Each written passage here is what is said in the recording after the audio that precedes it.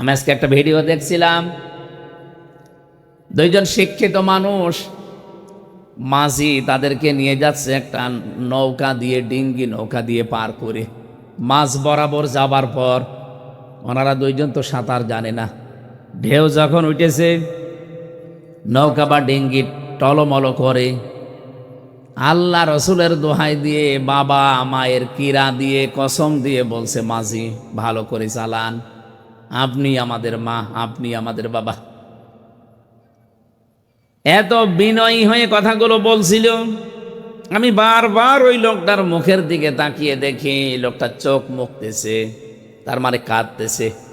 জীবনের মায়া যখন ভেতরে এসে গেছে, লোকটা কেঁদে ফেলেছে। এতগুলো কথা 2-3 মিনিট বলার পর আস্তে আস্তে নৌকা যখন তীরে একেবারে ভিড়ে গেছে, লাফ দিয়ে ডাঙ্গায় নেমে এবার মাঝিকে গালিগালাজ আরম্ভ করেছে। তুই এত দেরি করলি কেন? সে মা বাবা তুলে গালি। আমার ভিডিওটা 4-5 মিনিটের হবে। এই দৃশ্যটা দেখার পরে আমার মনে হচ্ছে বাংলাদেশের অনেক জ্ঞানী মানুষ, শিক্ষিত মানুষের সাথে এটা আজ মিলে যাচ্ছে। কি কাকতে মেহনতি করেছিল মানুষেরা বলেন তো? যে মানুষগুলোর প্রশংসায় যে 18 মাস ধরে আপনি করলেন, তাদের জীবন দেওয়ার জন্যে, বীরত্ব গাথার জন্যে কত কিছু বলে তাদেরকে আকাশে তুলে দিলেন। অথচ এই মানুষগুলো এখন পুরাটা চোখ উল্টিয়ে ফেলেছে। জ্ঞান পেলে মানুষ বিনয়ী হয়, এটা জ্ঞানের প্রথম বৈশিষ্ট্য। কিন্তু যারা আজ জ্ঞান পেয়ে বিনয়ী না হয়ে আজ পুরাটা চোখ উল্টিয়ে অহংকারী হয়ে গেছেন, আল্লাহর কসম এই জ্ঞানী শয়তানের মতো আপনাকে ডোবাবে। এজন্য আমার প্রথম কথা ছিল, শুধু ঈমান আনলে আর জ্ঞান অর্জন করলেই সম্মান বাড়বে না, জ্ঞানের উপরে কাজ করা লাগবে। আপনার জ্ঞান কি ওইটা বলে যে মানুষগুলোর জন্য আজ আমির হামজা এই সাতক্ষীরার আশা শুনি অন্তত এই ময়দানে হাজারো মানুষের সামনে কথা বলতে পারছে? আপনি কোনোদিন কল্পনা করেছেন এই 17 বছরে? আমি তো সাতক্ষীরার নামও মুখে আনতে ভয় পেতাম, কারণ এটা বাংলাদেশের দ্বিতীয় কারবালা। এমন কোন জুলুম অত্যাচার নেই এই 17 বছরে এই জেলায় হয়নি। আমরা শুনেছি, দেখেছি, মানুষের বাড়ি ঘর বোল্ডোজার দিয়ে ভেঙে দিয়েছে। কে কথা বলেন না কেন? এগুলো সব সাক্ষী। 2 জন অলরেডি এই ইউনিয়নে শাহাদত বরণ করেছে সালেমের বিরুদ্ধে। আল্লাহ তাদেরকে শাহাদতের সর্বোচ্চ মাকাম দান করেন। শহীদ আব্দুল সালাম, আর একজন কি জানেন? শহীদ জাভেদ। এই মাঠে জানাজা হয়েছিল, আল্লাহ তাকে জান্নাতের সর্বোচ্চ মাকাম দান করেন, আমিন। আল্লাহ রাব্বুল আলামিন বলেন, ইয়ারফাউল্লাহুল্লাযীনা আমানু মিনকুম ওয়াল্লাযীনা উতুল ইলমা দারাজাত। সূরা মুজাদালা এসেছে ইয়ারফা, এটা মুজারি, বর্তমান, ভবিষ্যৎ, প্রেজেন্ট, ফিউচার। রব্বুল আলামিন এই পৃথিবীতে সম্মান আর মর্যাদা তাদের বৃদ্ধি করবে না, শুধু করতেই থাকবে। এই জন্য আল্লাহ রফা না দিয়ে ইয়ারফা দিয়েছেন। দিন যত যাবে তাদের মর্যাদা, সম্মান সৃষ্টি জগতের কাছে আল্লাহ বাড়াতেই থাকবে। আমি আবার বলছি, শুধু বাড়াবে না, বাড়াতেই থাকবে। দুনিয়ায় যারা ঈমান এনেছে আর ঈমান আনার পরেই এই মানুষগুলো যারা এলেম অনুযায়ী কাজ করেছে, শুধু এলেম পেয়েই মানুষের সম্মান বাড়ে না, জ্ঞান অর্জন করলেই মানুষের সম্মান বৃদ্ধি পাবে তা না। উতুল ইলমা দারাজাত, বহু বচন দেওয়া আছে। দিন যত যাবে আপনার মর্যাদা আল্লাহ একটার পরে একটা বাড়াতেই থাকবে। এই 2টা গুণ যদি আপনার অর্জন হয়, 1 নম্বরে যদি ঈমান আনতে পারে মানুষ, 2 নম্বরে দুনিয়াতে যদি জ্ঞান অর্জন করে ওর উপরে কাজ করতে পারে। আমি আশা করছি কথা আপনারা বুঝেছেন। পৃথিবীর মানুষের সম্মান কিসে বাড়ে? কোরআনের আয়াত থেকে আমরা জানলাম। সুতরাং আজকে থেকে ইমান যায় আছে নড়বড়ি হবে না, ইমানটা যেন মজবুত হয়, শক্ত হয়। 2 নম্বরে আল্লাযীনা উতুল ইলমা দারাজাত, তোমাদের ভেতরে যারা এলেম অর্জন করেছে, এলেম পেয়েছে। আজকের এই অনুষ্ঠানটা সাজিয়েছেন জ্ঞান অর্জন করার জন্য, না লোক দেখানোর জন্য? এই যে আপনারা যারা টাকা পয়সা খরচ করলেন, কষ্ট করে এসেছেন, একটাই উদ্দেশ্য, আমরা কিছু পেতে চাই এখান থেকে। এই দুনিয়ার জীবন চালিয়ে আখিরাতের বিশাল জীবনে মুক্তি পাওয়ার জন্যে যেই পাতেহ দরকার আল্লাহর কোরআন থেকে, নবীর হাদিস থেকে, এই পাতেহগুলো আমরা আজকে এখান থেকে শুনে কাজে পরিণত করার মাধ্যমে আখিরাতের জীবন, দুনিয়ার জীবন, রব্বানা আতিনা ফিদ দুনিয়া হাসানা ওয়া ফিল আখিরাতি হাসানা, এই করতে চাই। আর রাজি আছেন না আপনারা? আল্লাহ আমাদেরকে তৌফিক দিন। আমি হেদায়েতমূলক কিছু কথা বলতে চাই। এর তেলাওয়াত কিন্তু একটা আয়াত আর লক্ষ লক্ষ হাদিসের একটা টুকরা মাত্র পড়েছি। আল্লাহ আমাকে যেন কিছু কথা বলার মতো সুযোগ দান করেন, আপনাদেরকে ধৈর্য এবং সহ্য নিয়ে শুনে বাড়িতে কাজে পরিণত করার তৌফিক দান করেন, বলেন আমিন। যারা এই যে আসলেন কোরআনে কারীম শোনার জন্যে, আল্লাহ পাক বলেন পৃথিবীতে আমি যদি কাউকে হেদায়েত দিতে চাই, আর কেউ যদি আমার দৃষ্টিতে বুদ্ধিমান দাবি করে, তাহলে কোরআনে কারীম কিভাবে শোনা লাগবে, কিভাবে অনুসরণ করা লাগবে, এই কথাগুলো সূরা জুমারের ভেতরে আছে। 18 নম্বর আয়াতে আল্লাযীনা ইয়াসতামিউনাল কাওলা ফায়াত্তাবিউনা আহসানা উলাইকাল্লাযীনা হাদাহুমুল্লাহ ওয়া উলাইকা হুম উলুল আলবাব। আল্লাহ পাক বলেন যারা আমার কোরআন শোনে আর এখান থেকে যেগুলো উত্তম বিষয় আছে সেগুলো অনুসরণ করার সিদ্ধান্ত নেয়, উলাইকাল্লাযীনা হাদাহুমুল্লাহ, এই মানুষগুলো তো তারা যাদেরকে আমি আল্লাহ নিজে হেদায়েত দান করি। বলেন সুবহানাল্লাহ। আল্লাহর কাছ থেকে হেদায়েত পেতে হলে মাস্ট বি আপনাকে কোরআনে কারীম শোনার পর তার উত্তম বিষয়গুলো অনুসরণের মাধ্যম হিসাবে গ্রহণ করা লাগবে। 2 নম্বরে উলাইকা হুম উলুল আলবাব, এবং এই মানুষগুলো আমি আল্লাহর দৃষ্টিতে বুদ্ধিমান। আমাদের দৃষ্টিতে বুদ্ধিমান কারা? দুনিয়াতে যারা টাকা পয়সার মালিক হয়, বেশি ক্ষমতায় বেশি দিন থাকে, বেশি দিন বেঁচে থাকে দুনিয়ায়, নাকি এরা বুদ্ধিমান না? যারা সকালবেলা উঠে এই ধান্দায় থাকে যে কার 12টা বাজাবো, কার নামে মিথ্যা মামলা দিয়ে, মিথ্যা সাক্ষী দিয়ে তার জীবন নষ্ট করব, এরকম ধান্দাবাজ মানুষ দেশে নেই? এ জেলায় মনে হয় এরকম মানুষ নেই, অনেক জেলায় আছে। এরা নিজেদেরকে বুদ্ধিমান মনে করে। আল্লাহর দৃষ্টিতে বুদ্ধিমান তারা যারা কোরআনে কারীম থেকে শোনার পরে তার উত্তম বিষয়গুলো দুনিয়ার জীবনে মেনে চলতে পারে। আল্লাহ যেন তার দৃষ্টিতে আমাদেরকে বুদ্ধিমান হওয়ার তৌফিক দেন, বলেন আমিন। এমন কিতাবের আলোচনা শোনার জন্য আমরা অলরেডি বসেছি। আমি ভূমিকায় কয়েক মিনিট এ কোরআনে কারীমের মহত্ব, বড়ত্ব, এর বিশালত্ব, এ কথাগুলোর ওজন কি, সেই কথাগুলো আগে বলার পরে আমি আরম্ভ করছি। আল্লাহ রাব্বুল আলামিন বলেন আলাউ আন্নামা ফিল আরদি মিন শাজারাতিন আকলামু ওয়াল বাহরু ইয়ামুদ্দুহু মিন বা'দিহি সাবআতু আবহুরিম মা নাফিদাত কালিমাতুল্লাহ ইন্নাল্লাহা আজিজুন হাকীম। সূরা লোকমানে এসেছে 27 নম্বর আয়াতে। রব্বুল আলামিন আয়াত শুরু করার পরেই দেখেন মা শব্দটা দিয়েছেন। এখানে যারা অন্তত আলেম আছেন তারা বুঝবেন, ইন্না বা আন্নার পরে যদি মা আসে তাহলে বাংলা অর্থ দাঁড়ায় কেবলমাত্র, শুধুমাত্র, একমাত্র, হবেই হবে, এইটাই, এই জন্যেই, এরকম 33টা অর্থ আছে। আলাউ আন্না মা ফিল আরদি মিন শাজারাতিন আকলামু ওয়াল বাহর, আল্লাহ তাআলা ওয়ালাউ আন্না দিয়েও যদি ফিলার দিয়ে বলতেন তাও আমরা অর্থ করতে পারতাম, যারা আলেম আমরা আছি।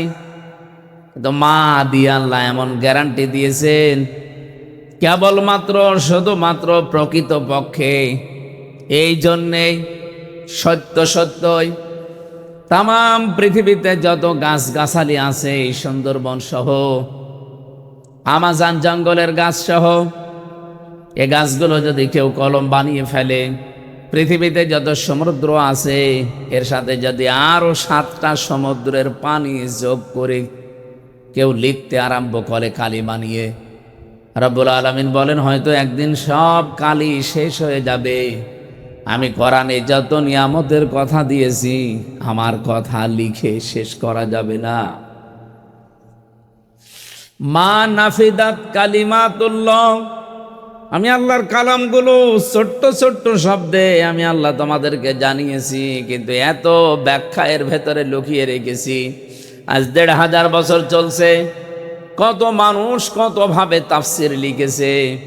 আমার এই ছোট্ট জীবনে প্রায় 42টার উপরে তাফসির আমার দেখা অলরেডি সুযোগ হয়েছে। দেশে বিদেশের বিভিন্ন লাইব্রেরিতে এখনো মনে হয় কোরআনের কোনো আয়াতের তাফসির পড়তে গেলে কেবলমাত্র পড়ছি এই মনে হয়।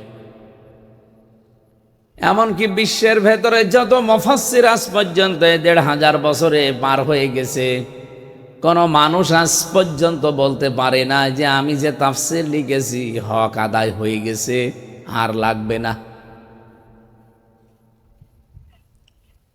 قُلْ لَوْ كَانَ الْبَحْرُ مِدَادًا لِكَلِمَاتِ رَبِّي لَنَفِدَ الْبَحْرُ قَبْلَ أَن تَنفَدَ كَلِمَاتُ رَبِّي وَلَوْ جِئْنَا بِمِثْلِهِ مَدَدًا। রব্বুল আলামিন সূরা কাহফের 109 নম্বর আয়াতে আমাদেরকে জানিয়েছেন, নবী আপনি বলেন قُلْ لَوْ كَانَ الْبَحْرُ مِدَادًا لِكَلِمَاتِ رَبِّي لَنَفِدَ الْبَحْرُ قَبْلَ أَن تَنفَدَ كَلِمَاتُ رَبِّي। এখানে ওই একই কথা আল্লাহ রিপিট করলেন, যদি সমুদ্রের পানিগুলো সব কালি করে কেউ লিখতে আরম্ভ করে, আমার বর্ণনা লেখার আগেই পানিগুলো সব কালিগুলো শেষ হয়ে যাবে। আমি আয়াতগুলো যখন ব্যাখ্যা পড়ি ভাবি, বিশ্বের বড় বড় লাইব্রেরিতে আমি কম যাইনি, বড় বড় দেশের বড় বড় লাইব্রেরিগুলো আমি ঘুরেছি, ভিজিট করে দেখেছি কত কিতাব সেখানে। মালয়েশিয়া ইন্টারন্যাশনাল বিশ্ববিদ্যালয়ে যে লাইব্রেরি আমি পেয়েছি, আমারও বিশ্ববিদ্যালয় আছে কুষ্টিয়াতে, এর চাইতে কমপক্ষে 10 ডবল বড় হবে। আপনার কোনো কিতাব যদি খুঁজতে হয় কম্পিউটারে সার্চ দেবেন, বলবে অমুক তলায় অমুক র্যাকের উপরে অমুক নাম্বার লাইনে ওই জায়গায় পাওয়া যাবে, যান। তাছাড়া আপনি যদি মনে করেন ওই কিতাবটা আমি খুঁজতে চাই, এমনি বন বন করে শুধু ঘুরবেন, জীবনেও খুঁজে পাবেন না। এই যে লক্ষ লক্ষ কিতাব, কত মানুষ থিসিস করছে, গবেষণা করছে, সেগুলো সব জমা হচ্ছে বছরের পর বছর।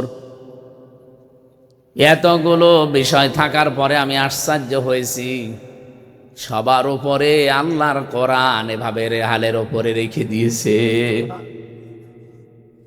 তার মানে বোঝাতে চাচ্ছি কোরআনের ব্যাখ্যা এই লাইব্রেরিতে যত বই আছে সব, এমনকি পৃথিবীতে যত কিতাব আল্লাহ পাঠিয়েছিলেন, তাওরাত, জবর, ইনজিল, 100 সহিফা, সবগুলো এক জায়গায় যা করলে হবে সবগুলো কথা আল্লাহ সূরা ফাতিহায় দিয়ে দিয়েছেন।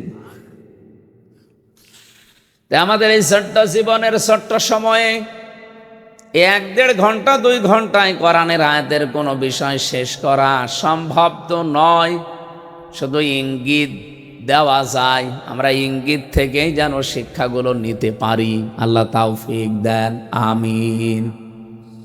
তেলাওয়াত, রসুলের উপরে দরুদ আর সালাম পাঠ করার মাধ্যমে তেলাওয়াত করেছি মাত্র একটা আয়াত, সূরা লোকমান 12 নম্বর আয়াতটা। 31 নম্বর সূরা কোরআনে কারিমের 34টা আয়াত আছে, 4টা রুকু আছে, মক্কায় নাজিল হয়েছে। লোকমান এটা এক জ্ঞানী ব্যক্তির নাম। ওনাকে আল্লাহ বহু জ্ঞান দিয়েছিলেন, কিন্তু ওনাকে আল্লাহ নবী বানাননি। লা ইয়ানজুরু ইলা সুওয়ারিকুম ওয়া আমওয়ালিকুম ওয়ালাকিন ইয়ানজুরু ইলা কুলুবিকুম ওয়া নিয়াতিকুম। আল্লাহ নবী বলেন, ইন্নাল্লাহা লা ইয়ানজিরু ইলা সুওয়ারিকুম ওয়া আমওয়ালিকুম। অবশ্যই আল্লাহ কোন মানুষের এই চেহারার দিকে নজর করেন না, তার সম্পদের দিকে, তার পদের দিকে, প্রভাব প্রতিপত্তির দিকে খেয়াল করেন না। আল্লাহ শুধু খেয়াল করেন তার অন্তরের দিকে আর তাকওয়ার দিকে। তার কলবটা আসলে কি বলে, এই কলবের ভেতরে জায়গা আছে কার, এইটা আমার আল্লাহ দেখেন। হযরতে লোকমানের যে চেহারার বর্ণনা তাফসিরে পড়েছি, এখন বললে আপনারই কেমন যেন লাগবে। এই পৃথিবীতে আমি 3 জন কালো মানুষের জীবনী পড়েছি। তাদের জীবনী পড়তে গিয়ে পেয়েছি যে এত কালো মানুষ পৃথিবীতে আল্লাহ মনে হয় আর পাঠাননি, আর পাঠাবে কিনা তাও জানি না। তার ভেতরে হযরতে ওমর রাদিয়াল্লাহু তাআলা আনহুর বাড়িতে একজন কাজ করতেন। 2 নম্বরে হযরতে বেলাল, 3 নম্বরে এই যে সূরাটা পড়লাম লোকমান। তাফসির বর্ণনা ইবনে কাসির বলেন তার জহব্বা ছিল ঝুলে থাকা, ঠোঁটগুলো মোটা, উনি শর্ট ছিলেন, বেটে, চুলগুলো কোকড়ানো ছিল। চেহারার বর্ণনা যেটা বললাম, হাড়ির তলা তো দেখেছেন, এও তো দেখতে ভালো লাগে, এর চাইতেও কালো ছিল, কুচকুচে। চেহারার যে বর্ণনা দিলাম, একবার শোনার পরে আর একবার দেখতে মন চাবে। অথচ আল্লাহর দরবারে তার মর্যাদা এত বেশি, এত বেশি আল্লাহ দিয়েছেন। রব্বুল আলামিন বলেন, ওয়ালাকাদ আতাইনা লুকমানাল হিকমাতা আনিশকুর লিল্লাহ। অবশ্যই আমি লোকমানকে জ্ঞান দিয়েছিলাম, হিকমা দান করেছিলাম, আর তাকে বলেছিলাম আমার শুকরিয়া আদায় করো। আমায় ইয়াশকুর, যে ব্যক্তি শুকরিয়া আদায় করবে, ফাইন্নামা ইয়াশকুরু লিনাফসি, সে তো কেবলমাত্র শুধুমাত্র তার নিজের জন্যই শুকরিয়া করে। আমান কাফারা ফাইন্নাল্লাহা গনিয়্যুন হামিদ। কোন মানুষ যদি মুখ ফিরিয়ে নেয়, কুফরি করে, আল্লাহর নিয়ামত পাওয়ার পরে গোপন করে রাখে, সেজন্য জেনে রাখে আমার আল্লাহ মোকাফেক্ষিহীন, প্রশংসিত। এটা বাংলা অর্থ ছিল।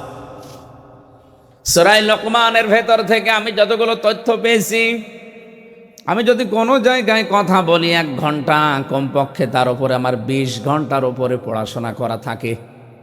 আজকের এই তেলাওয়াতকৃত আয়াতে এত তথ্য আমার মাথার ভেতরে আছে, 1-1.5 ঘন্টা না, আমার সারা জীবনে বললেও শেষ করা সম্ভব না, এত কথা আছে। আল্লাহ যেন খুব অল্প সময়ে ডেলিভারি দেওয়ার তৌফিক দান করেন, বলেন আমিন। বলেন তো, লোকমান আলাইহিস সালাম উনি নবী ছিলেন না, কিন্তু আলাইহিস সালাম বলা লাগে তাকে। চেহারার যে বর্ণনা শুনলেন, আমি কি আর একবার বর্ণনা দিলে আপনার ভালো লাগবে? এইরকম মানুষটার মর্যাদা আল্লাহর কাছে এত বেশি, এত বেশি, তিনি দুনিয়ার জীবদ্দশায় 4000 নবীর সাক্ষাৎ পেয়েছিলেন। 4000। তিনি তার জীবনীতে আমি পড়েছি 4000 নবীর সাক্ষাৎ শুধু পাননি, এই 4000 নবীর খেদমত তিনি করেছিলেন। প্রশ্ন আসতে পারে, উনি কয় বছরই বেঁচে ছিলেন, এত নবীর সাক্ষাৎ পেলেন? পৃথিবীতে আল্লাহ নবী পাঠিয়েছেন প্রায় 1,24,000, মতান্তরে 2,24,000। এত নবী আর রাসূলের ভেতরে হযরতে লোকমান সাক্ষাৎ পেয়েছিলেন 4000 নবী আর রাসূলদের। তিনি প্রত্যেকের খেদমত করে 8টা জিনিস দুনিয়াতে তিনি অর্জন করেছিলেন। এ কোরআনে কারিমে আমার আল্লাহ 8টা জিনিস পুরা কোরআনে ছড়িয়ে দিয়েছেন। হযরতে লোকমান বলেন, 8টা জিনিস আমি সব নবী রাসূলের খেদমত এই যে 4000 নবীর কাছ থেকে পেয়েছি। কিয়ামত পর্যন্ত যারা দুনিয়াতে আসবে তারাও যদি 8টা বিষয় অনুসরণ করে চলতে পারে তারাও চিরন্তন হয়ে যাবে। হযরত লোকমান উনি বিদায় নিয়েছে কত হাজার হাজার বছর আগে, অথচ এখন সূরা লোকমান পড়লে মনে হয় ওই লোকটা এখনো বেঁচে আছে। পৃথিবীতে 200 কোটির ওপরে মুসলমান। আমার মনে হয় হযরত লোকমানকে নাম শুনলে তার জন্য দোয়া করে না এরকম মুসলমান নেই, কারণ আল্লাহ পাক তাকে কোরআনে কারিমে চিরন্তন করে দিয়েছেন। তার যে উপদেশ বাণীগুলো তিনি তাম পৃথিবীর সব মানুষকে উদ্দেশ্য করে দিয়েছেন তা না, দিয়েছিলেন তার সন্তানকে উদ্দেশ্য করে। রব্বুল আলামিন তার সন্তান হযরত লোকমান তার সন্তানকে এমন এমন কথাগুলো জানিয়েছেন, আল্লাহ এত বেশি খুশি হয়ে গেছেন যে কোরআনে কারিমের মতো এরকম মহা একটা কিতাব, যে জায়গায় আল্লাহ তার নামে 34টা আয়াত বিশিষ্ট একটা সূরা লোকমান পুরাটা নাজিল করেছে। আপনি সূরার নাম দেখবেন, সূরা মুহাম্মদ আছে, সূরা ইউনূস আছে, সূরা ইউসুফ আছে, এই যে নাম বলছে এগুলো, সূরা ইব্রাহিম আছে, সূরা হুদ আছে, সূরা নূহ আছে, এগুলো সব নবীদের নাম। হযরত লোকমান নবী হিসাবে নির্বাচিত হতে পারেননি, কিন্তু তিনি এমন জ্ঞান অর্জন করে জ্ঞানটা কাজে লাগিয়েছিলেন। রব্বুল আলামিন বলেন এই জ্ঞান কাজে লাগানোর কারণে আমি আল্লাহ তাকে চিরন্তন করে রেখেছি। তিনি যে 8টা বিষয় তাম পৃথিবীর মানুষকে জানাতে চেয়েছেন, ওই 8টা বিষয় আমাদেরকে এখন অর্জন করা আবশ্যক ও কর্তব্য আমি মনে করি আমাদের দরকার। দলমত আদর্শ আমাদের আলাদা থাকতেই পারে, কোরআন যেহেতু সবাই আমরা পড়ি, পড়লেও সূরা লোকমান আমাদের পড়া লাগে, এজন্য সবার জন্যে সূরা লোকমানের এই 8টা বিষয় প্রযোজ্য। 1 নম্বরে আল্লাহ বলেন আমি তাকে জ্ঞান দিয়েছিলাম। এই যে জ্ঞানটা, এটা আমার আল্লাহ পাক তার বান্দা হযরত লোকমানকে দান করার পরে, লোকমান আলাইহিস সালাম সহ যত মানুষ তারা দুনিয়াতে জ্ঞান পেয়েছে, তারা জ্ঞান পাওয়ার পরে বিনয়ী হয়ে গেছে। আমরা অনেকে জ্ঞান পাই, কিন্তু জ্ঞান পাওয়ার পরে বিনয়ী হওয়ার পরিবর্তে অহংকারী হয়ে যায়। আমি আজকে একটা ভিডিও দেখছিলাম, 2জন শিক্ষিত মানুষ মাঝি তাদেরকে নিয়ে যাচ্ছে একটা নৌকা দিয়ে, ডিঙ্গি নৌকা দিয়ে পার করে। মাঝ বরাবর যাবার পর ওনারা 2জন তো সাঁতার জানে না, ঢেউ যখন উঠেছে নৌকা বা ডিঙ্গি টলমল করে। আল্লাহ রসুলের দোহাই দিয়ে, বাবা মায়ের কিরা দিয়ে, কসম দিয়ে বলছে মাঝি ভালো করে চালান, আপনি আমাদের মা, আপনি আমাদের বাবা। এত বিনয়ী হয়ে কথাগুলো বলছিল। আমি বারবার ওই লোকটার মুখের দিকে তাকিয়ে দেখি, লোকটা চোখ মুখতেছে, তার মানে কাঁদতেছে। জীবনের মায়া যখন ভেতরে এসে গেছে, লোকটা কেঁদে ফেলেছে। এতগুলো কথা 2-3 মিনিট বলার পর আস্তে আস্তে নৌকা যখন তীরে একেবারে ভিড়ে গেছে, লাফ দিয়ে ডাঙ্গায় নেমে এবার মাঝিকে গালিগালাজ আরম্ভ করেছে। তুই এত দেরি করলি কেন? সে মা বাবা তুলে গালি। আমার ভিডিওটা 4-5 মিনিটের হবে। এই দৃশ্যটা দেখার পরে আমার মনে হচ্ছে বাংলাদেশের অনেক জ্ঞানী মানুষ, শিক্ষিত মানুষের সাথে এটা আজ মিলে যাচ্ছে। কি কাকতে মেহনতি করেছিল মানুষেরা বলেন তো? যে মানুষগুলোর প্রশংসায় যে 18 মাস ধরে আপনি করলেন, তাদের জীবন দেওয়ার জন্যে, বীরত্ব গাথার জন্যে কত কিছু বলে তাদেরকে আকাশে তুলে দিলেন, অথচ এই মানুষগুলো এখন পুরাটা চোখ উল্টিয়ে ফেলেছে। জ্ঞান পেলে মানুষ বিনয়ী হয়, এটা জ্ঞানের প্রথম বৈশিষ্ট্য। কিন্তু যারা আজ জ্ঞান পেয়ে বিনয়ী না হয়ে আজ পুরাটা চোখ উল্টিয়ে অহংকারী হয়ে গেছেন, আল্লাহর কসম এই জ্ঞানী শয়তানের মতো আপনাকে ডোবাবে। এজন্য আমার প্রথম কথা ছিল শুধু ঈমান আনলে আর জ্ঞান অর্জন করলেই সম্মান বাড়বে না, জ্ঞানের ওপরে কাজ করা লাগবে। আপনার জ্ঞান কি ওইটা বলে যে মানুষগুলোর জন্য আজ আমির হামজা এই সাতক্ষীরার আশাসনী অন্তত এই ময়দানে হাজারো মানুষের সামনে কথা বলতে পারছে? আপনি কোনোদিন কল্পনা করেছেন এই 17 বছরে? আমি তো সাতক্ষীরার নাম ও মুখে আনতে ভয় পেতাম, কারণ এটা বাংলাদেশের দ্বিতীয় কারবালা। এমন কোন জুলুম অত্যাচার নেই এই 17 বছরে এই জেলায় হয়নি। আমরা শুনেছি, দেখেছি, মানুষের বাড়ি ঘর বোল্ডোজার দিয়ে ভেঙে দিয়েছে। কে কথা বলেন না কেন? এগুলো সব সাক্ষী। 2 জন অলরেডি এই ইউনিয়নে শাহাদত বরণ করেছে সালেমের বিরুদ্ধে। আল্লাহ তাদেরকে শাহাদতের সর্বোচ্চ মাকাম দান করেন। শহীদ আব্দুল সালাম, আর একজন কি জানেন? শহীদ জাভেদ। এই মাঠে জানাজা হয়েছিল, আল্লাহ তাকে জান্নাতের সর্বোচ্চ মাকাম দান করেন, আমিন। কোরআনে কারিমে সূরা নমল 19 নম্বর পারায় আছে।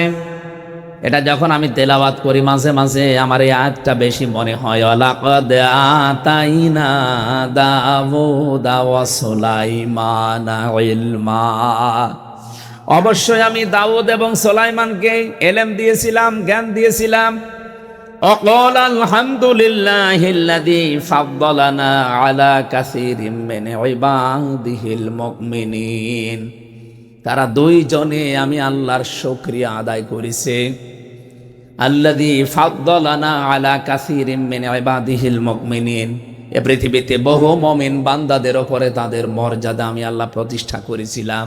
বলেন তো, যে 2 জন নবীর নাম বললাম, হযরতে সুলাইমান, হযরতে দাউদ আলাইহিস সালাম, তাদের মর্যাদা আমরা সাধারণ মানুষের উপরে বেশি না কম?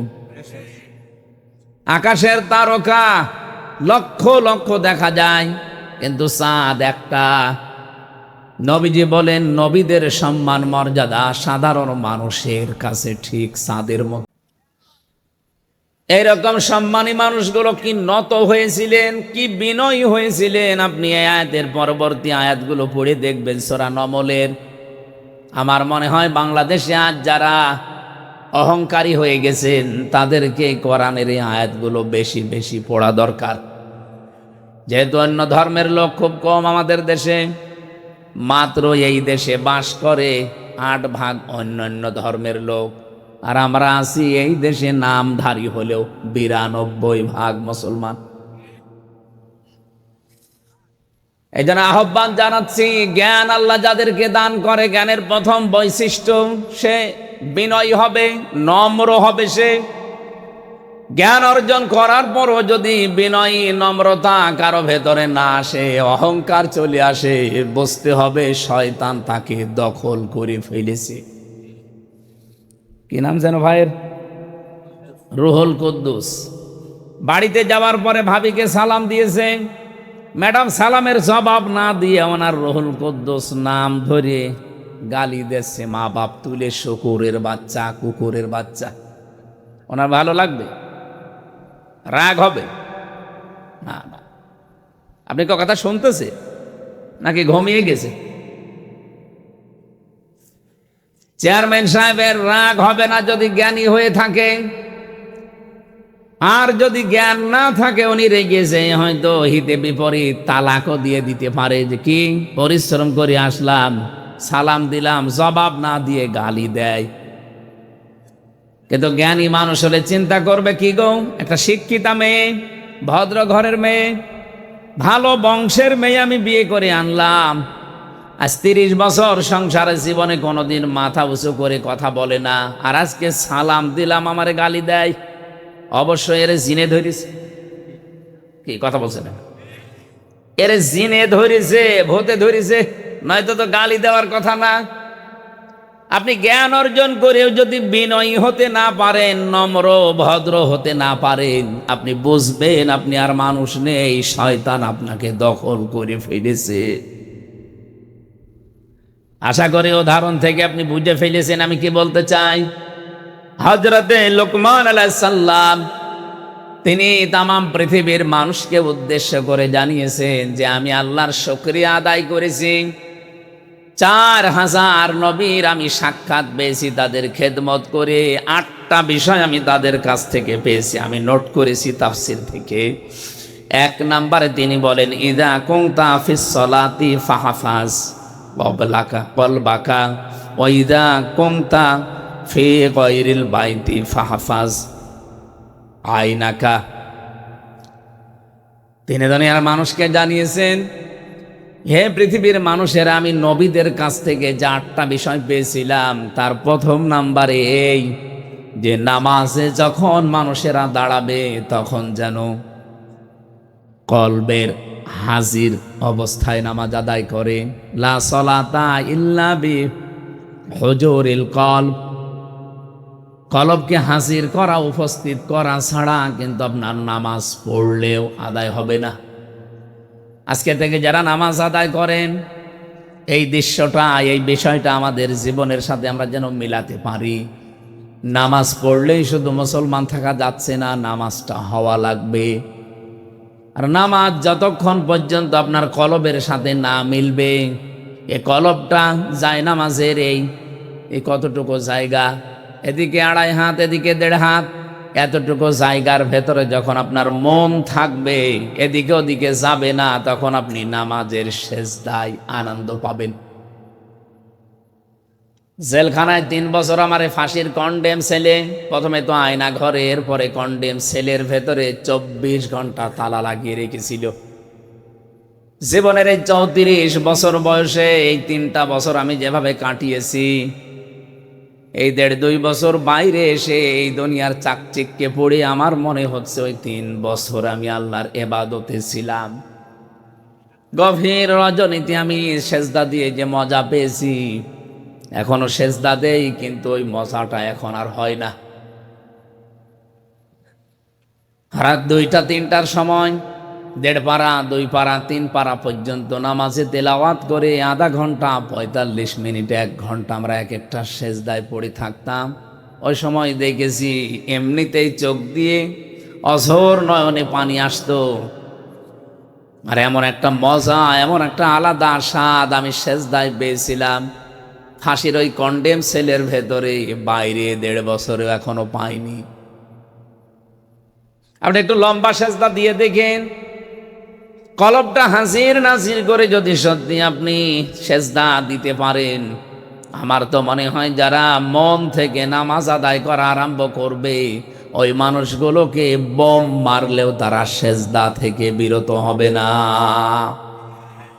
আজকে থেকে সিদ্ধান্ত নেওয়া লাগবে। সাতক্ষীরাবাসী বহু অত্যাচার, জুলুম, নির্যাতনের শিকার হয়েছেন। আমার তো মাঝে মাঝে মনে হয় আল্লাহ পাক যদি বাংলাদেশের 64 জেলার মানুষকে ইমানের পরীক্ষার উপরে এই মাজলুম অবস্থা থেকে জান্নাত দেওয়া আরম্ভ করে, 1 নম্বরে সাতক্ষীরা দিয়ে আরম্ভ করবে, এরপরে চাঁপাইনবাবগঞ্জ, এরপরে চট্টগ্রাম, আমাদের কুষ্টিয়া আছে কিন্তু অনেক পরে, কারণ আমরা বেশিরভাগই তো ছিলাম পিরাইয়া আরামে। বড় বড় আল্লাহর ওলিগুলো আল্লাহ কুষ্টিয়ায় দিয়েছে। হাসানুল হক ইনু, মাহবুবুল আলম হানিফ, সব আল্লাহর ওলি না? কিন্তু এই সমস্ত জেলার বিষয়গুলো আমরা যেহেতু দেখেছি, এই জন্য অনেক ভালোবাসি আপনাদেরকে ইমানের কারণে। চাঁপাইনবাবগঞ্জ, সাতক্ষীরা শুনলে আমরা এমনিতে নরম হয়ে যাই। এই মানুষগুলোকে আহ্বান জানাচ্ছি, কিয়ামতের ময়দানে সর্বপ্রথম আমার আল্লাহ যেটার হিসাব আরম্ভ করবে তার নাম কিন্তু সালাত বা নামাজ। আউয়ালু মা ইউহাসাবু বিহিল আবদু ইয়াউমাল কিয়ামাতিস সালাত। কিয়ামতের দিন সর্বপ্রথম আল্লাহ যে আমলের হিসাব আরম্ভ করবে, কাজের, তার নাম নামাজ। এজন্য আজকে থেকে সিদ্ধান্ত নিয়ে যাবেন, জীবনে কোনো দিন আমি নামাজ আর বাদ দেব না। যদি দাঁড়িয়ে পড়তে না পারেন বসে পড়বেন, বসেও যদি না পারেন আপনি শুয়ে পড়েন। কিন্তু যদিও মাসলাটা নিয়ে মতভেদ আছে, আমি তারপরেও বলছি, চেয়ারে নামাজ পড়া পারো তো পক্ষে ঠিক না। এই এলাকায় হয়তো সব নেই,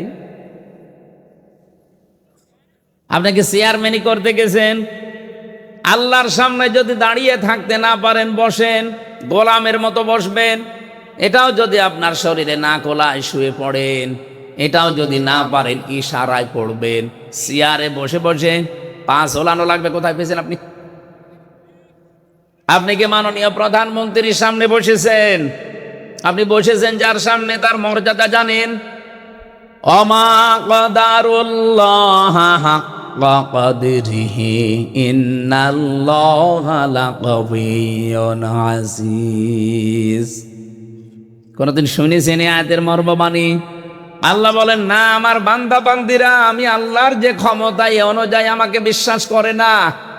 কিয়ামতের দিন এই সাতবক আসমান আর জমিন পুরাতন কাপড়ের মতো আমার এই হাতের ভেতর আমি গটিয়ে ফেলবো। কত বড় বিশাল ক্ষমতার মালিক আমার আল্লাহ, আমাদের মাথায় ধরবে না। এই জন্য বলছি না, রব্বুল আলামিন এত বড় পাওয়ার নিয়ে আপনার সামনে দাঁড়িয়ে আর আপনি তার পায়ে সেজদা দেবেন না। চেয়ারে বসে বসে আপনি চেয়ারম্যানই করছেন। যদিও বিভিন্ন আলেম ওলামা মাসলাটা নিয়ে মতভেদ দিয়েছে, তারপরও আমার দৃষ্টিতে কোরআন হাদিস পড়ে, আমি ফেকা নিয়ে পড়েছি, আমি মুফতি একজন, ফতোয়া দিচ্ছি, আপনারা পারতপক্ষে চেয়ারে বসে নামাজ পড়বেন না। নামাজ হবে না আমি ফতোয়া দিলাম না, কিন্তু পড়বেন না। আপনার তো 4টা ক্রাইটেরিয়া বললাম। দাঁড়িয়ে থাকতে না পারলে বসে পড়েন, বসে না পড়লে শুয়ে পড়েন, শুয়ে না পড়লে ইশারা করবেন।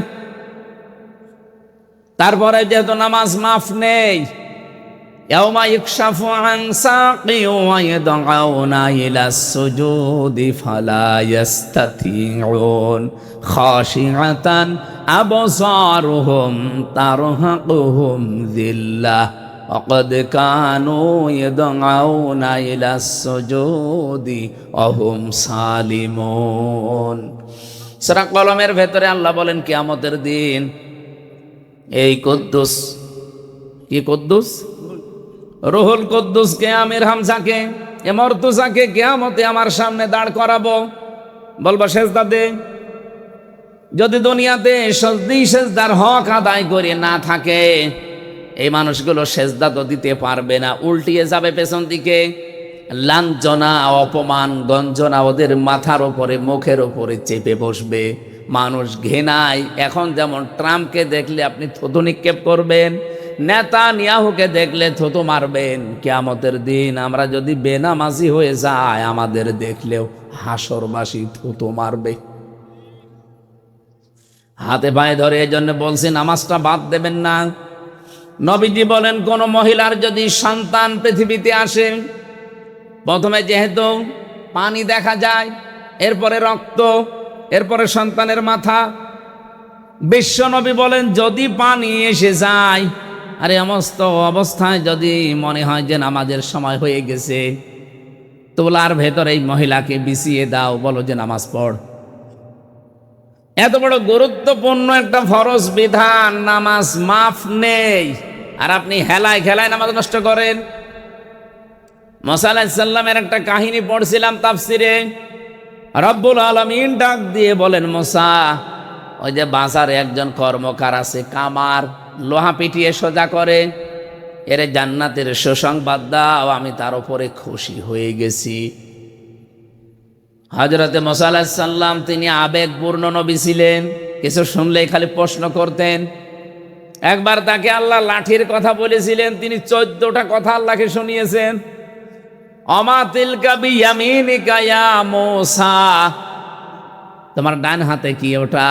তিনি তো বলতে পারতেন ক্বালা হিয়া আসা, এটা লাঠি না। একটা একটা করে বর্ণনা করছেন, এটা লাঠি, এটা দিয়ে আমি ছাগলের পাতা বেড়ে খাওয়াই, ভর দেই, মাঝে মাঝে আমি রাস্তা চলি, কত কিছু বলতেছে। আল্লাহ বলেন, থামো, আমি তোমারে বলতে বললাম হাতে কি, বলতে পারতে লাঠি, এত কথা বলা লাগে? অনেক কিছু শুনলেই শুধু প্রশ্ন করতেন, জানার জন্য বিশেষ করে। রব্বুল আলামিন বলেন, ঠিক আছে, জানতে যখন চাও বাজারে যাও, দেখো ওই লোকটা আসলে কি করে। তিনি বাজারে গেলেন, কোণে দাঁড়িয়ে আছে। আমাদের জামানায় যেভাবে আজান হলে আমরা মনে করি নামাজের সময় হয়ে গেছে, হযরতে মুসার জামানায় 1 ওয়াক্ত নামাজ ছিল ফরজ। ওই জামানায় হয়তো নামাজের সিস্টেম ছিল, আজান না থাকলেও একটা সিস্টেম ছিল ডাকার। এ কামারটা একবার মগর উঁচু করে মাথার উপরে, আবার লোহার উপরে পিটায়। হঠাৎ করে যখন নামাজের সময় হয়ে গেছে, মগরটা মাথার উপর দিয়ে পেছন দিকে ফেলে দিয়ে তাড়াতাড়ি করে পবিত্র হয়ে নামাজে দাঁড়িয়েছে।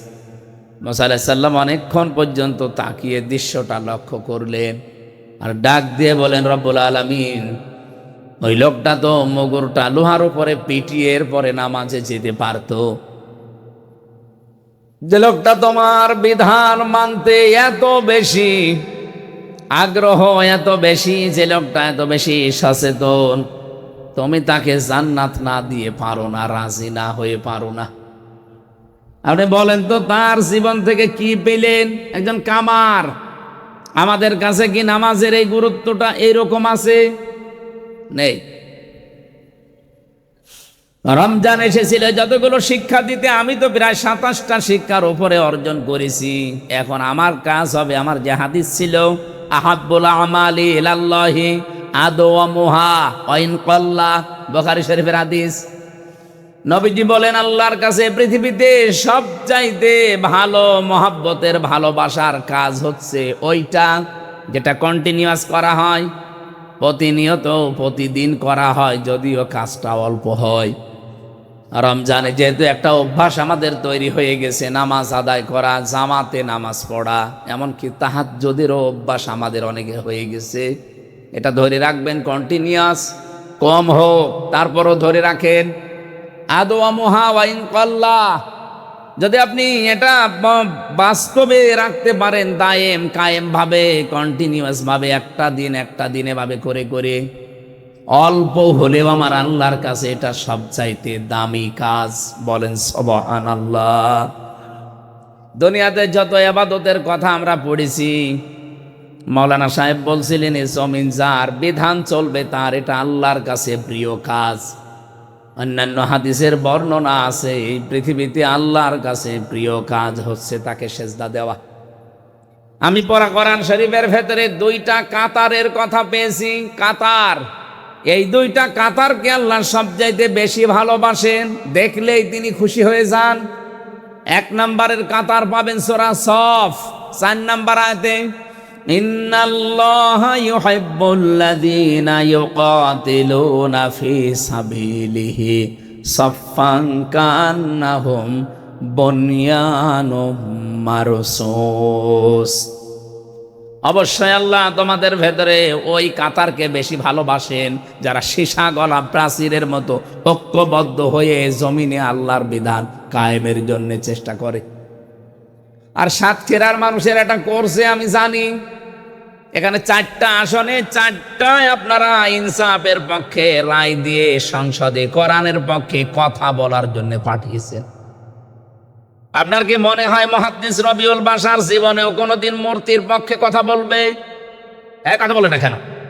উনি শিরিক করতে বলবে। ওখানে যদি 2টা দিনও সময় পায়, 5 মিনিটও সময় পায়, 1 মিনিট হয়তো আল্লাহর প্রশংসা করবে, 4 মিনিট আপনাদের কথা তুলে ধরবে। কিন্তু বহু মানুষকে আমরা দেখছি সংসদ অধিবেশন শুরু হওয়ার পর থেকে আজকের পর্যন্ত যেই কয়টা অধিবেশনে গেলাম, সিরিয়াল হিসাবে যাদের নাম আসে, তারা আল্লাহর প্রশংসা তো দূরের কথা, শুধু মানুষের প্রশংসায় পঞ্চমুখ। কেন এত মানুষের প্রশংসা করা লাগবে কেন?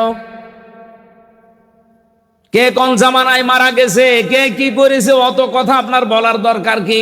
আপনাকে বানিয়েছে যে তার নাম বলবেন, বিসমিল্লাহির রহমানির রহিম, এরপরে আপনার যে দায়িত্ব জনগণ তুলে দিয়েছে এই কথা বলেন।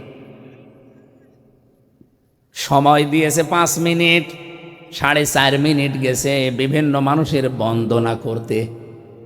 এখন বলে, মাননীয় স্পিকার আমারে আরেকটু সময় দেন। আরে তোর সময় দিলাম 5 মিনিট, কি করলি তুই? তোর এলাকায় একটা ব্রিজ নেই, ব্রিজের কথাটা বলতে পারলি না, আর হাফ মিনিট আছে, এখন বলছে সময় দেন। এই তেল মারা জাতি, এটা বন্ধ করা লাগবে। আমি তো বলার এখনো পাইনি, যদি পাই 29 তারিখে এই তেল মারা বন্ধ করব। যেখানে সংসদের এক একটা মিনিটে বাংলাদেশের মানুষের টাকা খরচ হয় প্রায় 25,000-এর উপরে এক এক মিনিটে, আর সেখানে আপনি তেল মারেন মানুষকে। এই খুলনা, সাতক্ষীরা, বাগেরহাট এ সমস্ত এলাকায়, বিশেষ করে যে আশাশুনি, শ্যামনগর, কয়রা, পাটকেলঘাটা, এরপরে পাইকগাছ এলাকায় কত দুঃখ দুর্দশা মানুষের। রাস্তাঘাটও সেরকম ভালো না। এসেছে নাকি আমাদের কি এমপি সাহেব? ও, ভালো আছেন আপনি? ঠিক আছে, বসে। ভারপ্রাপ্ত হলে হবে, এবার ভার ফেলে দেওয়া লাগবে। হ্যাঁ, ইনশাল্লাহ ভার এবার আর থাকবে না। আসল চেয়ারম্যান হিসাবে আল্লাহ কবুল করেন, আমিন। আমরা কি বলতে চাচ্ছিলাম যেন আপনাদের সামনে? প্রশংসা মানুষ আদায় করতে হবে কার? প্রতিদিন অন্তত 17 বার করে আপনার মুখ দিয়ে আল্লাহ এই কথাটা বের করে নেয়। আপনি দেখবেন প্রতিদিন 17 বার।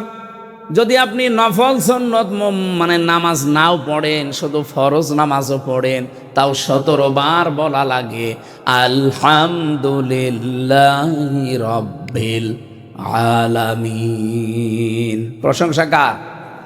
এখানে যে আলিফ লাম দেওয়া আছে, হয়তো এনারা জেনারেল শিক্ষিত মানুষ বুঝবে না, আলেমদের জিজ্ঞাসা করেন। আলিফ লাম 4 প্রকার হয়। এখানে আল্লাহ পাক নির্দিষ্ট করে দিয়েছেন যে যত প্রশংসা হতে পারে তুমি তোমার মুখ দিয়ে বলো আল্লাহ, সব প্রশংসার মালিক তুমি। এমনকি আমি দেখেছি কাবা শরীফে মানুষ যখন যায়, যে কাপড়টা পরে যায়, ওটা মনে করি আমরা যে এহরামের কাপড় না, ওটা কাফনের কাপড়। মানুষ তো আমরা মরে গেলে তাকে ধোয়ানো, গোসল করানো, এরপরে কাফনের কাপড় পরাই। আর আমি হামজা নিজেই মরে গেছি, এরপরে নিজেকেই নিজে কাফনের কাপড় মানে এহরামের কাপড় পরেছি। ওটা আসলে কাফনের কাপড়। এটা পরার পরে আল্লাহর ঘরের দিকে চারিদিকে বারবার ঘুরি, মানে কি? যে আল্লাহ, আমি সব ছেড়ে দিয়ে এসেছি, তোমার পেছনে ঘুরতেছি। এক নম্বরেই বলা হয় লাব্বাইক, আল্লাহ আমি কিন্তু উপস্থিত হয়ে গেছি তোমার দরবারে। আল্লাহ বলেন দাঁড়া। কোথায়? সেই বাংলাদেশ, 6000 কিলোমিটার দূর থেকে এসেছি মক্কায়, আমার ঘরের কাছে এসে বলছি লাব্বাইক। ঠিক আছে দাঁড়া, তোর নাম আমার হাসিরা খাতায় আমি লিখে নেব, কিন্তু 1 নম্বরে তোরে বলা লাগবে যে আমি মুশরিক না। লাব্বাইক আল্লাহুম্মা লাব্বাইক লা শারীকা লাকা লাব্বাইক। 1 নম্বরে স্বীকৃতি দেওয়া লাগে যে আল্লাহ আমি হাজির হয়ে গেছি। আল্লাহ বলেন তোর নাম আমি লিখবো হাজিরা খাতায়, তুই যে আমার বান্দা, তুই যে আমার বান্দি, এই কথাটা আমি লিখবো, কারণ এই শব্দটা এত দামি আমি আল্লাহর কাছে। পুরা কোরআন শরীফের ভেতরে বিশ্ব নবীকে আমি যত নামে নামে ডাক দিয়েছি, সবচাইতে প্রিয় নাম আমি আল্লাহর কাছে বান্দা। এই জন্য কোরআন শরীফে দেখবেন তাবারাকাল্লাযী নাযালাল ফুরকানা আলা আবদিহি লিয়াকুনা লিল আলামিনা নাযীরা। এই আয়াতের মাঝখানে আবদুন আছে, আবদুন মানে বান্দা। ওয়াইন কুনতুম ফি রাইবিম মিম্মা নাযালনা আলা আবদিনা, এখানে আলা আবদুন শব্দ দিয়েছেন। আবদুন মানে দাস, বান্দা, গোলাম, ভৃত্য, সার্ভেন্ট যাই বলেন। আল্লাহর কাছে শব্দটা এত দামি, এত ভালোবাসেন আল্লাহ। মানুষ যখনই তার ঘরে যে কথা বলে লাব্বাইক আল্লাহ আমি হাজির, আমি তোমার বান্দা, তোমার দাস, তুমি একটু লিখে নাও। আল্লাহ বলেন দাঁড়া, বল যে আমি আল্লাহ তোমার সাথে শরীক করি না, আমি মুশরিক না, আমার চিন্তা চেতনায় কোনো শিরিকের গন্ধ নেই, আমার কাজকর্মে কোনো শিরিক নেই। এই কথাটা বলার পরে আপনার নাম আল্লাহ লিখবে না, স্পেশাল ভাবে 3টা স্বীকৃতি আপনার মুখ দিয়ে আল্লাহ নিয়ে নেয়। 1 নম্বরে বলা লাগে ইন্নাল হামদা, হামদের আগে আলিফ লাম, এর আগে আছে ইন্না। আল্লাহকে আপনি নির্ধারিত করে বলছেন ইন্নাল হামদা, অবশ্যই যত প্রশংসা আছে দুনিয়াতে, আজকে থেকে আমি আর কারো প্রশংসা করব না, সব প্রশংসা আমি তোমার জন্য দিয়ে দিলাম। এতটুকু বলার পরও আপনার নাম হাজিরা খাতায় উঠবে না। 2 নম্বরে বলা লাগে ওয়া নি'মাতা লাকা, যত নিয়ামত তুমি আমাকে দিয়েছো এই নিয়ামতগুলো আজকে থেকে আমি তোমার জন্য ব্যয় করব।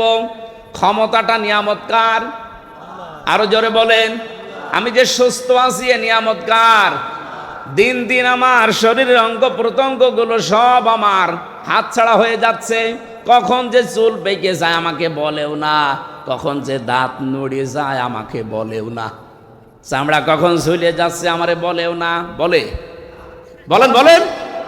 দিন দিন আমি একটা জগতের দিকে এগিয়ে যাচ্ছি। রব্বুল আলামিন আমাকে স্মরণ করিয়েছে যে এই যে কয়দিন সুস্থ আছো এটা কিন্তু একটা নিয়ামত, এই নিয়ামতটাও কাজে লাগাবে আমার জন্য। এটা বল আগে নি'মাতা লাকা। 3 নম্বরে বলা হয় অল মুলক। হে আল্লাহ, আমি যদি রাজ্য রাজনীতি দুনিয়াতে কিছু করে থাকি, আমি কথা দিয়ে গেলাম এখন থেকে তোমার জন্য করব। কত বড় গুরুত্বপূর্ণ কথা আপনি 3টা আল্লাহর সামনে বলেন, টের পান। আমার মাঝে মাঝে আজ বাংলাদেশের বিভিন্ন নেতাদের বক্তব্য শুনলে আফসোস লাগে, আল্লাহ এরা অধিকাংশই তো হাসি, এ বলে এসেছে কি আর করছে কি। 10 মিনিট কথা বললে 8 মিনিট আপনি মানুষের প্রশংসা করেন। কেন প্রশংসা আমার আল্লাহর করা যায় না? আপনি যে কথাটা বলতে পারেন, এখন কোনোদিন চিন্তা করেছেন? বিজ্ঞান এখন তথ্যটা দিয়েছে, এক একটা কথা এই মুখের গহ্বর থেকে বের হতে এখানে যে জায়গাটা পাচ্ছেন, এখানে 27টা ধাক্কা লাগে, এরপর একটা কথা তৈরি হয়। আমি যখন বিজ্ঞান ভিত্তিক তাফসীরগুলো পড়ি মাঝে মাঝে আমার মনে হয়, আল্লাহ 27টা স্তর এখান থেকে পার করার পরে একটা কথা মুখ দিয়ে বের হচ্ছে। আর কোরআন হাদিসের ব্যাখ্যা হচ্ছে প্রতিটি স্তরে একজন করে ফেরেশতা বসে আছে। এই যে এই কোনার মুরব্বী থেকে শুরু করে এখানে যারা আমরা আছি, উনি ওসি সাহেবের কাছে, উনি মুরব্বীর কাছে, উনি চেয়ারম্যান, উনি আমার কাছে, আমি মর্তজা ভাইয়ের কাছে, এভাবে দিতে দিতে 27 নাম্বার জায়গায় যেয়ে যার কাছে দায়িত্ব আছে উনি মুখের এই জায়গা দিয়ে কথাটা যখন বের করে দেবে, বের করে দেওয়ার আগে যার কণ্ঠের সাথে এই কথাটা মিলবে সেই আকারে কথাটা বের করে দেয়। সবার কথায় যদি আল্লাহ একরকম করে বের করে দিত, আমার মনে হয় চেয়ারম্যানের বাড়িতে গেলে আমি জোতা পিটা খেতাম। ম্যাডাম তো মনে করতো আমার মনে হয় লোকই এসেছে, অথচ লোক তো ওনারটা না, অন্যেরটা। মারামারি হইতো না। শুধু কণ্ঠের এই স্বরটাকে আমার আল্লাহ এই 27টা স্তরের ভেতরে কম্পিউটার থাকলে আপনাদের আমি দেখাতে পারতাম, এমন সুন্দরভাবে সিস্টেম করে দেখাচ্ছে। সর্বশেষ জায়গায় যখন কথাটা বের করে দেয় ফেরেশতারা, আপনার মতো আমির হামজা পৃথিবীতে 1টা 2টা না, কোটি কোটি আছে। কার কণ্ঠ দিয়ে, কোন আওয়াজ দিয়ে, কোন স্তরে কথাটা বের হলে তার কণ্ঠের সাথে মানাবে, মানানসই হবে, আল্লাহ ওই রকম কণ্ঠ করে কথাটা বের করে দেয়। বলেন সুবহানাল্লাহ। এই নিয়ামতটা যদি আপনাকে আল্লাহ না দিত, আপনি বক্তব্য দেওয়ার সময় আল্লাহর বিরুদ্ধে কথা বলেন, আপনি বক্তব্য দেওয়ার সময় মানবতার বিরুদ্ধে কথা বলেন, জীবনেও বলতে পারতেন না। যেহেতু এই নিয়ামতটা আল্লাহ আপনাকে দিয়েছে, এই নিয়ামতটা কাজে লাগান। 3টা কথা বলার পরে আমি দেখেছি হাজী সাহেবরা চলে আসার দিন যখন বিদায় তাওয়াফ করে, তখন একটা স্পেশাল ভাবে শেষ কথা যেটা বলা লাগে, আল্লাহকে বলা লাগে লা শারীকা লাকা লাব্বাইক। আল্লাহ আমি চলে যাচ্ছি বাংলাদেশে, তুমি আমার নামটা কিন্তু হাজিরা খাতায় লিখে নিও, আমি কিন্তু শিরিক করব না, আমি মুশরিক না। মাঝে মাঝে আমার এই আয়াতগুলো নিয়ে চিন্তা ভাবনা যখন করি, বাংলাদেশে তো হাজি একেবারে কম না। শুধু হাজি সাহেবরাই যদি এইটা আমরা মেনে চলতে পারতাম, যেটা বলে এসেছি কাবা ঘরকে সামনে নিয়ে, বাংলাদেশে আর কারো লাগতো না, হাজিরা ইসলাম কায়েম করে ফেলতো। সরকারি দলে, বিরোধী দলে, স্বতন্ত্র সব আমরা হাসি। 300 এমপির 299 জন অলরেডি এখন সংসদে আমরা আছি। আমার তো মনে হয় এই 299 জনের ভেতরে 290 জনই হাজি। অবশ্য সুবহানাল্লাহ, যে 290 জনের ভেতরে এই কথাটা ঠিক রাখার মতো হাসি একেবারেই কম। এই কথাটা ঠিক রাখে না।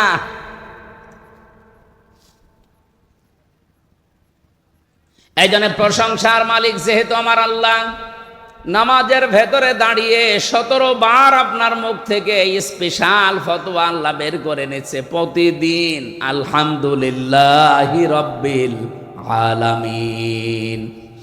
আমি হযরত লোকমানের কথা বলছিলাম, উনি বলেছে নামাজের ভেতরে মনটা তৈরি করো। এটা আমি 4000 নবীর থেকে পেয়েছি।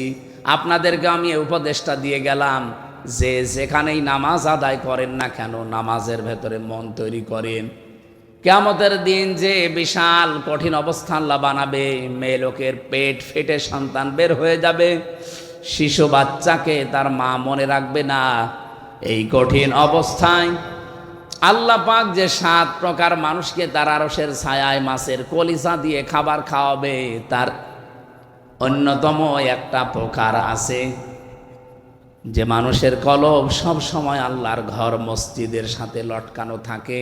তার মানে নামাজের জন্য যার মনটা অস্থির থাকে। নামাজের ভেতরে আমাদের মন তৈরি করা লাগবে খুশু আর খুজু দিয়ে। আমরা নামাজ অনেকেই পড়ছি, কিন্তু নামাজের ভেতরে আমাদের মনটা থাকে না, মন চলে যায় অন্যদিকে। এমনকি নামাজের ভেতরে অনেকে মাছের ঘেড়ের হিসাব করে। কথা বলছে না কেন? নামাজের ভেতরে দাঁড়িয়ে সাহাবায়ে কেরামের জীবনী আমি পড়ি, আর মাঝে মাঝে ওই জেলখানার কথা ভাবি যে হ্যাঁ, কিছুটা হলেও জেলের নামাজগুলো একটু ভালো ছিল। বাইরে এসে এত ব্যস্ততা, নামাজ পড়তে 2 রাকাত নামাজে তো অন্তত 5 মিনিট লাগার কথা, 3 মিনিটে ছাতা শেষ হয়ে যায়। হযরত তালহা নামাজে দাঁড়িয়েছিলেন, পাশেই তার একটা বাচ্চা খেলা করছিল। পাহাড়ি এলাকা থেকে একটা সাপ এসে বাচ্চাটাকে জড়িয়ে ফেলেছে।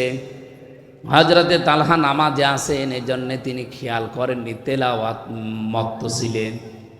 স্ত্রী দৃশ্য দেখলেন যে স্বামী নামাজে আছে, এই জন্য ডাকেন নাই। আশপাশ থেকে লোকজন ডাক দিয়ে সাপটাকে মেরে বাচ্চাটাকে বিপদমুক্ত করে বসে আছে। নামাজের পরে হইচই পড়ে গেছে। শেষ করার পরে জিজ্ঞাসা করলেন স্ত্রী, এতগুলো মানুষ বাড়ির ভেতরে কি করে? স্ত্রী বলছে, সুবহানাল্লাহ স্বামী, আপনি এতগুলো ঘটনা সব ঘটে গেল, কিছু টের পাননি। আপনি নামাজে থাকাকালীন আমি দেখেছিলাম একটা বাচ্চা সাপ জড়িয়ে ফেলেছে। লোকজন ডাক দিয়ে সাপটাকে মেরে আমি বাচ্চাটাকে বিপদ মুক্ত করে বসে আছি। এতগুলো কাজ আপনার সামনে হইচই পড়েছি, আপনি কিছুই টের পেলেন না। হযরতে তালহা বলেন, স্ত্রী নামাজের ভেতরে তেলাওয়াতে আল্লাহর সাথে কথা হচ্ছিল। আমি যখন বলছিলাম আলহামদুলিল্লাহি রাব্বিল আলামিন, আমার আল্লাহ যেন জবাব দিচ্ছে, সাদ্দাকতা ইয়া আবদি, আমার বান্দা সত্য কথা বলছে। তার মানে এই কথাটা তার জীবনের সাথে মিল আছে। ও আল্লাহ বাদে অন্য কারো প্রশংসা করে না। আমি যখন আর রহমানির রহিম পড়েছি, আমার আল্লাহ জবাব দিচ্ছিলেন। যতগুলো কথা বলি আল্লাহ জবাব দেয়। নামাজের ভেতরে মন এদিকে ওদিকে চলে গেলেও নামাজ আর নামাজ থাকে না। আপনারা নামাজ আরম্ভ করবেন খুশু খুশু নিয়ে। আমি 2 নম্বরে পেয়েছি, হযরতে লোকমান বললেন, পৃথিবীর মানুষেরা 4000 নবীর কাছ থেকে আমি খেদমত করে এই শিক্ষাটা পেয়েছি যে কারো বাড়িতে যদি কেউ প্রবেশ করে যেন উকি ঝুঁকি না দেয়। অনেক মানুষের মন দেখবেন এরকম আছে, কারো বাড়িতে বেড়াতে গেলে শুধু উকি ঝুঁকি দেয়। এলাকায় মানুষ নেই এরকম। স্বামী স্ত্রী কোনো ঘরে যদি থাকে, কোনো মানুষ যদি দরজা জালানার ফাঁকা দিয়ে এদিক ওদিক করে তার দিকে তাকায়, নবীজি বলেন সীসা গরম করে অথবা সুচ গরম করে ও চোখ সেলাই করে দাও। কোরআনে কারিমে জানিয়েছেন আল্লাহ সূরা, এটা নূরের ভেতরে আছে 26 নম্বর আয়াত, সম্ভবত 27 নম্বর আয়াত। ইয়া আইয়ুহাল্লাযীনা আমানু লা তাদখুলু বুয়ুতান গায়রা বুয়ুতিকুম হাত্তা তাস্তানিসু ওয়া তুসাল্লিমু আলা আহলিহা। হে ইমানদারেরা, নিজের বাড়ি হোক আর অন্যের বাড়ি হোক, আগে অনুমতি নিবা, সালাম দিবা, এরপর প্রবেশ করবা। আমাদের আজ পারিবারিক জীবনে, সামাজিক জীবনে এ আয়াতটা পালন হয় না। আমরা সামাজিক জীবনে, পারিবারিক জীবনে যদি এটা একটু ফলো করার চেষ্টা করি, আমার মনে হয় পরিবারেই সালাম দেওয়ার প্রচলন, অনুমতি নেওয়ার এই সিস্টেম আসলে অনেক পরিবারে অনেক গোনা কমে যাবে। বিশেষ করে আমার কাছে যেটা ধরা পড়েছে, আমি জানি না আপনার সাথে মিলবে কিনা, বহু মানুষ আছে বিবাহের পরে 1 বছর, 1.5 বছর, 2 বছর নিজের স্ত্রী ভালো লাগে, এরপরেই দেখবেন নিজের বউ আর ভালো লাগে না, অন্যের বউ দেখলেই কেমন যেন মন আনচান করে। এটা একটা রোগ। এটা কি? এই যে নিজের বউ যার কাছে ভালো লাগে না, অন্যেরটা দেখলেই মন ভালো হয়ে যায়, এরকম লোক আছেন কারা? হাত তোলেন তো। এলাকায় সব নেই। তারপরেও যদি কোনো রোগী থাকেন, আপনার রোগের জন্য আল্লাহ একটা ঔষধ দিয়েছেন, মাত্র 1 মাস পালন করবেন, আমি গ্যারান্টি দিয়ে যাচ্ছি, আল্লাহর কসম, আপনার বউ আপনার কাছে অন্যের বউ দেখলে যেমন লাগে তার চাইতেও বেশি ভালো লাগবে। নাকি বলবো না? আল্লাহ পাকের ঔষধ, কুল্লিল মুমিনিনা ইয়াগুদ্দু মিন আবসারিহিম ওয়া ইয়াহফাযু ফুরুজাহুম যালিকা আযকা লাহুম। হে নবী, আপনি মুমিন পুরুষদেরকে বলেন তারা যেন পরনারীর থেকে চক্ষুকে নিম্নগামী করে রাখে। 2 নম্বরে তাদের লজ্জা স্থানের হেফাজত করে। শুধুমাত্র একটু শক্ত হয়ে দেখেন যে আল্লাহর যেহেতু নিষিদ্ধ, আমি কোনো পরনারীর দিকে তাকাবো না, যদি একেবারে বাধ্য না হয় আমি তাকাবো না। 2 নম্বরে আমার লজ্জা স্থানটা আমি একটু হেফাজত করে রাখবো। চেষ্টা করলেই পারা যাবে, শয়তানের সাথে যুদ্ধে লিপ্ত হওয়া লাগবে। মন নামে যে শয়তানটা আপনাকে ধোঁকা দিচ্ছে, সব সময় একটু শক্ত হওয়ার চেষ্টা করেন, মাত্র 1 মাস চেষ্টা করেন। যালিকা আযকা লাহুম, আল্লাহ বলেন এইটাই পবিত্রতম ঔষধ পন্থা। ইন্নাল্লাহা খাবীরুম বিমা ইয়াসনাউন, তোমরা যা করো আমার আল্লাহ যেহেতু সব জানে। এই কথাটা যে মানুষটা সব সময় মনে রেখেই 2টা ঔষধ আজকে থেকে খেতে পারবেন, 1 মাসের ভেতরে দেখবেন নিজের বউ দেখলে অন্যের বউর সাথে ভালো লাগবে। এই জন্য ওকে ঝোঁকে মারার এই সিস্টেম বন্ধ করা লাগবে। আজ হাজারো পরিবারে বিভিন্ন জায়গায় যে পরকীয়া প্রেমে, এ শুধু মেয়ে লোকের মামলা নিতে ওসি সাহেবরা মানে হাত লেগে যাচ্ছে তাদের। আপনি থানায় যেয়ে দেখবেন 100টার প্রায় 70টা মেয়েলি কেস আর 30টা জমি জায়গা নিয়ে ঝামেলা। আমাদেরকে একটু শাস্তিতে কাজ করতে দিতে হলে আমাদের কোরআনের এই আয়াতগুলো আমাদের ব্যক্তি, পরিবার, সমাজ আর রাষ্ট্রে পালন করা লাগবে। আল্লাহ পাক আমাদের নিজেদেরকে হযরত লোকমানের এই যে 2 নাম্বার উপদেশ তিনি যা দিয়েছেন, নবীদের কাছ থেকে পেয়েছেন, এটা মেনে চলার তৌফিক দেন, বলেন আমিন। 3 নম্বরে পেয়েছি যে খাবার খেলে সব খেয়ে ফেলবেন না। খাবার দিয়েছে 4-5 রকম তরকারি, যেটা আপনার রুচি নেয়, ভালো লাগে, সেটা দিয়েই খাবার শেষ করেন। একেবারে সবগুলো মরণের খাওয়া খেয়ে শেষে আর পেটে জায়গা নেই, হজম হওয়ার মতো কায়দা নেই, শেষে গ্যাস্ট্রিক, আলসার, বিভিন্ন রোগ আপনার শরীরে বাসা বাঁধে। উনি বলেন আমি নবীদের কাছ থেকে এইটা পেয়েছি।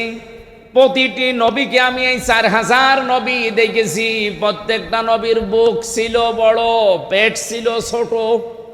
আর আমরা নবীর এমন উম্মত, আমাদের বুক নেই, শুধু পেট।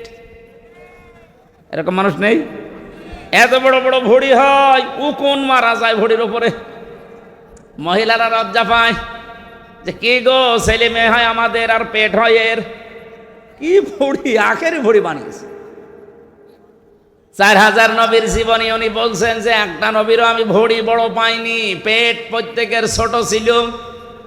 আর প্রতিটি নবীর বুক ছিল বেশ ওসারও বড়। একটাই মাত্র কারণ, তারা খাবার খাওয়ার সময় 3টা বিষয় লক্ষ্য করতেন। এই পেটটাকে এক ভাগ খাবার, এক ভাগ খালি আর হজম হওয়ার জন্য এক ভাগ পানি দিতেন। আমি সহ প্রত্যেকে যদি এটা মেনে চলতে পারি, আমাদেরও বুক ইনশাল্লাহ বড় হবে, পেট ছোট হবে। 4 নম্বরে উনি বলেন, কথা বললে হিসাব করে বলা দরকার। আজ বাংলাদেশের হাজারো মানুষ শুধুমাত্র ধরা খায় এই কথা হিসাব করি না বলার কারণে। 18 মাস আগে যা বলেছিল 18 মাস পরে কিন্তু সেটা আর বলছে না, পুরা উল্টিয়ে গেছে। তার মানে কথা হিসাব করে বলা যায় না। আপনি যেটা মানতে পারবেন না সেটা বলতে যান কেন? হযরত লোকমান বলেন, আমি নবীদের কাছে এইটা পেয়েছি, তাও 4000 নবীর কাছে এইটা ছিল। তারা কথা বলতেন খুব হিসাব করে। আপনি এক কথা বললেন চাচা এরশাদের মতো, আবার বিকালে যে পস্তাবেন না থুক্কু আমি বলি নাই, না এরকম করা যাবে না। কথা দরকার হয় বলবেন না, শুনবেন বেশি, চুপ থাকবেন। মান সমাতা না যা, যারা চুপ থাকে তারা নাজাত পেয়ে যায়। বলেন সুবহানাল্লাহ। উনি বলেন আমি 5 নম্বরে 2টা 5 আর 6 নাম্বার বলেন আমি এই 2টা বিষয়কে অর্জন, আর 7 আর 8 এই 2টাকে বর্জন। নবীদের কাছ থেকে 2টা আমি অর্জন করেছি আর 2টা আমি বর্জন করেছি। অর্জন করেছি এটা যে সব সময় আল্লাহকে সঙ্গে রাখা লাগবে। কাকে? 2 নম্বরে সব সময় কবরের চিন্তাটা মাথায় থাকা লাগবে, তাহলে আপনার আর মানুষের সম্পদ আত্মসাৎ করা জীবনেও হবে না। 7 নম্বরে পেয়েছি দুনিয়াকে মহব্বত বর্জন করা লাগবে। 8 নম্বরে পেয়েছি নিজেকে অহংকার মুক্ত করার চেষ্টা করতে হবে। হযরত লোকমানকে আল্লাহ জ্ঞান দিয়েছিলেন, তিনি জ্ঞান অনুযায়ী এগুলো অর্জন করে দুনিয়ার মানুষকে তিনি শুনিয়েছেন। তিনি যদি না মানতেন তাহলে কথাগুলো আমাদের আসর হতো না। তিনি মেনেছেন, দুনিয়ায় আমল করেছেন, কাজ করেছেন, এই জন্যে তার কথাটা শুনলেই আমারও এখন মানতে মনে চাচ্ছে। আপনার চাচ্ছে না? বলেন বলেন। আল্লাহ আমাদেরকে এই 8টা উপদেশ 4000 নবী থেকে যিনি পেয়েছিলেন মেনে চলার তৌফিক দেন। বলেন আমিন।